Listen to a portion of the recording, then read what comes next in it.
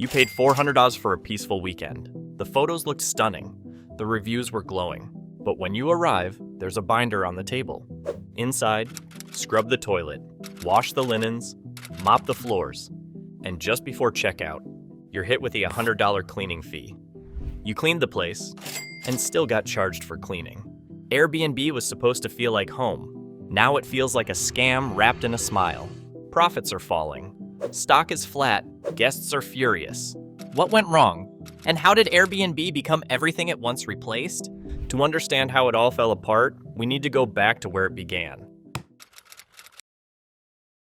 The late 2000s were the golden age of the shared economy. Everywhere you looked, tech startups were promising to rip up old business models and replace them with sleek apps, peer-to-peer convenience, and a dash of Silicon Valley swagger. Uber promised to replace taxis. Lyft wanted to replace Uber. DoorDash aimed to make restaurants obsolete. Turo's pitch? Turn every driveway into a rental car lot. But no one executed the model at the scale and profitability potential of Airbnb. The concept was deceptively simple. Instead of booking a hotel, you could rent someone else's home, or even just a spare room. It was cheaper, often 20 or 40 below hotel rates in the same area. It was more personal. And in many cases, you weren't just getting a bed, you were getting an entire property. Kitchens, backyards, parking spaces, paired with a live like a local promise that hotels simply couldn't replicate without completely changing their business model. Founded in 2008 by Brian Chesky, Joe Gebbia, and Nathan Blecharczyk, Airbnb was born from desperation. Chesky and Gebbia, broke and struggling to pay rent in San Francisco, bought a few air mattresses and rented out their loft to attendees of a sold-out design conference. They made a few $100s, served breakfast, and realized they'd stumbled onto something far bigger than a rent fix. The magic wasn't in the real estate. Airbnb didn't own a single property. The power was in the platform. They created a unified, global booking system that brought visibility to thousands of small-scale hosts who previously had no marketing reach.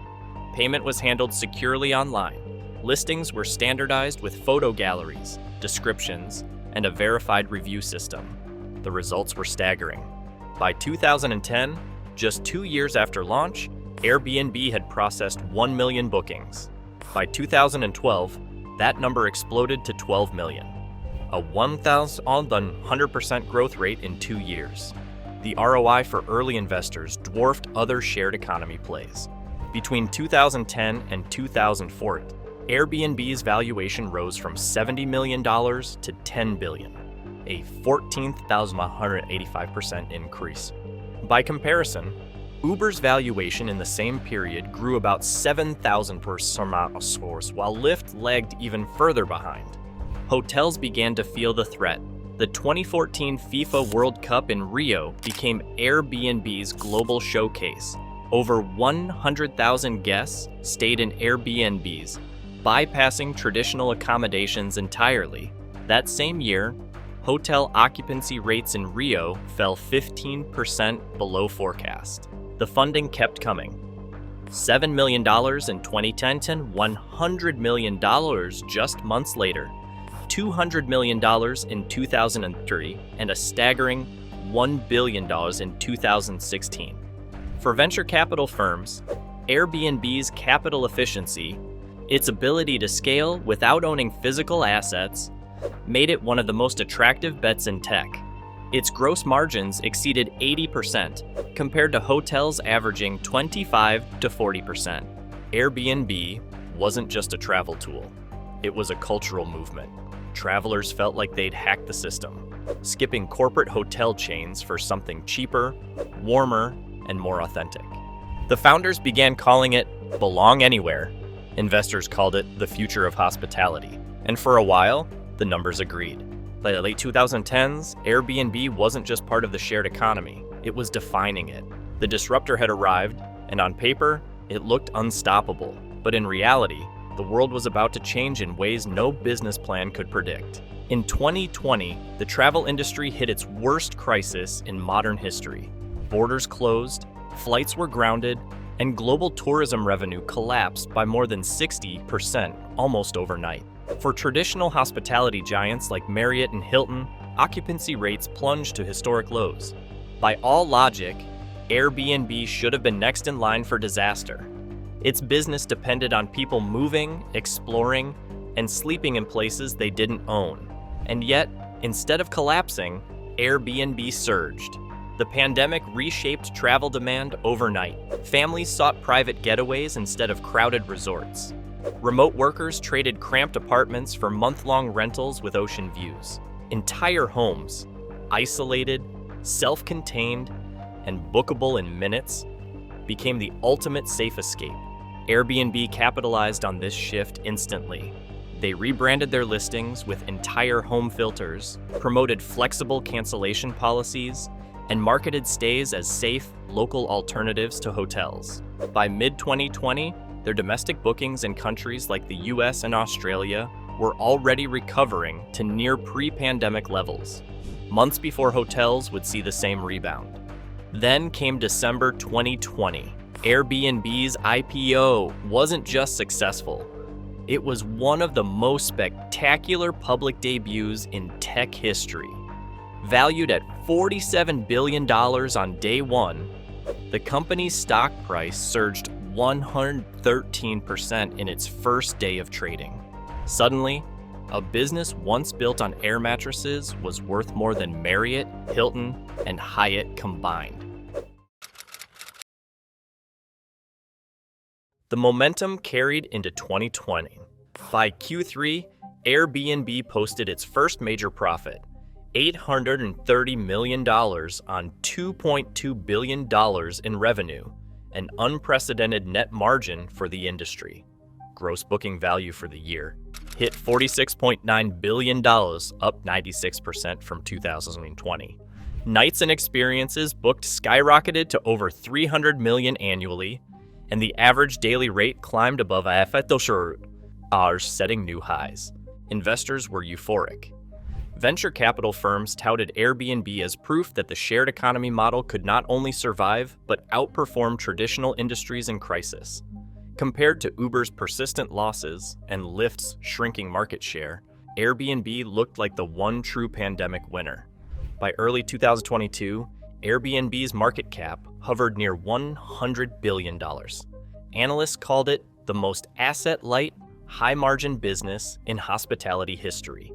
From the outside, it was a golden age, a perfect combination of market dominance, investor confidence, and cultural relevance.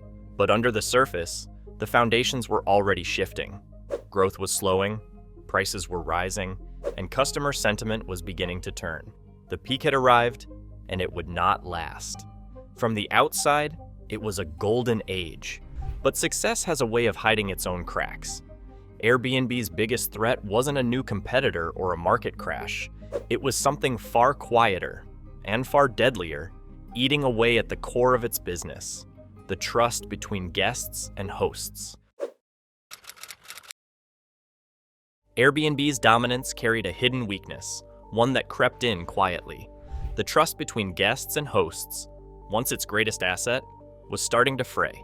In its early days, the company had thrived on a simple equation: plenty of space, personal touches, and a better price than a hotel. But as the mid-2020s arrived, that equation broke down. The average cost of a night's stay was climbing fast. By early 2024, nightly rates had jumped almost a fifth in Europe and more than 14% in North America. In many cities, booking a short-term rental now cost as much, or more, than a mid-range hotel, and the higher price tag came with a bitter surprise: service fees that didn't feel like service at all. Travelers found themselves paying $150, $200 in cleaning charges for two-night stays, and then being handed a checklist of chores before leaving. Vacuum the floors, mop the kitchen, wash and dry the bedding, take out the trash, restock household items. The final morning of a trip often looked less like a relaxed checkout and more like a rushed spring cleaning session. The backlash grew quickly. Social media lit up with screenshots of outrageous demands and hidden costs. One widely shared post summed it up: paid $200 for cleaning, Spent my last morning scrubbing the bathroom. Should have just stayed home. Hosts insisted they weren't hotels, that deep cleaning was necessary no matter the stay length, but their tone sometimes drifted into condescension, suggesting guests didn't understand the shared economy or expected hotel service in a home. For paying customers, those arguments landed flat. What mattered wasn't the label. It was whether they felt they were getting value. Hotels, sensing an opportunity, began emphasizing their own advantages. Daily housekeeping, fresh towels, no surprise tasks, often for the same or lower price. For many travelers, the decision was becoming obvious. Airbnb had always believed its edge came from the breadth of its listings and the ease of its platform. But in truth, its power rested on something more fragile: the goodwill of guests who felt they'd found a better deal than anywhere else. As costs rose and hospitality slipped, that goodwill drained away. By late 2024, the shift was unmistakable. Travel forums filled with ex-fans announcing they were done with Airbnb. It wasn't just about a bad stay. It was about losing faith in the model itself. And more, the question being asked was no longer, where should I book? But why not just get a hotel? In Q1 2025, Airbnb's momentum finally snapped. The headline numbers told the story. Revenue was up a modest 6%, but net income collapsed by 41%, falling from $260 million to just $154 million. Bookings, the engine that had powered Airbnb's rise for over a decade, slowed to their weakest growth rate in years. For a platform built on the myth of unstoppable expansion, this was the first clear sign that the gears were grinding. Investors noticed immediately. The same analysts who had once hailed Airbnb as the most resilient business in the shared economy began questioning whether it was overvalued. Hedge funds started shorting the stock. The price, which had once soared past $200 a share, drifted sideways and then down. But the deeper damage wasn't in the quarterly earnings, it was in the brand itself. By now, Airbnb had become a cultural punchline. Viral posts mocked its "stay here, buy, but clean before you leave" routine. TikTok videos compared it to booking a hotel that charged extra for sheets and towels. Late-night hosts joked that Airbnb stood for "another irritating bill, now buy." Hotels, the very industry Airbnb had disrupted, saw an opening and took it. Major chains launched ad campaigns that doubled as not-so-subtle digs. No chores, no hidden fees, daily cleaning included. Travel influencers, who once championed Airbnb, began reviewing boutique hotels instead, highlighting their predictable pricing, consistent service, and zero checkout tasks. The erosion of trust, the same trust that had fueled Airbnb's explosive rise, was now visible in the data. Repeat bookings fell. Hosts complained about shrinking demand and lower occupancy rates, forcing many to cut prices. Yet for guests, the math still didn't add up. Why pay almost hotel rates for an inconsistent, sometimes awkward stay that ended with a to-do list? Inside Airbnb, cost-cutting became unavoidable. Marketing budgets were tightened. Expansion plans slowed. The experiences division, once hyped as a major growth driver, failed to deliver meaningful revenue. And while the company still presented itself as a tech leader, the reality was that it was spending more time defending it than reinventing travel. For the first time since its founding, Airbnb wasn't the future of hospitality, it was a warning. A case study in how fast goodwill can evaporate and how quickly a disruptor can become the disrupted. The breaking point had been reached, and beyond it, the path forward would be steeper than anything Airbnb had faced before.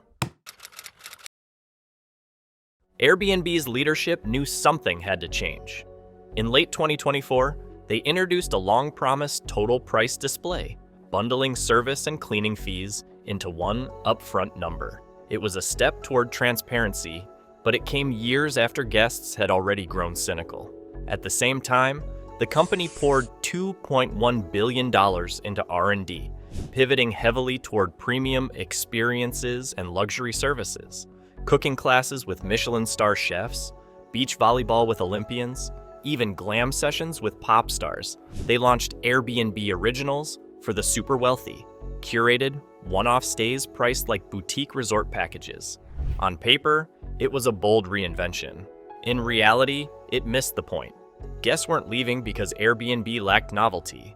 They were leaving because it no longer delivered value. The magic of the platform had never been about luxury.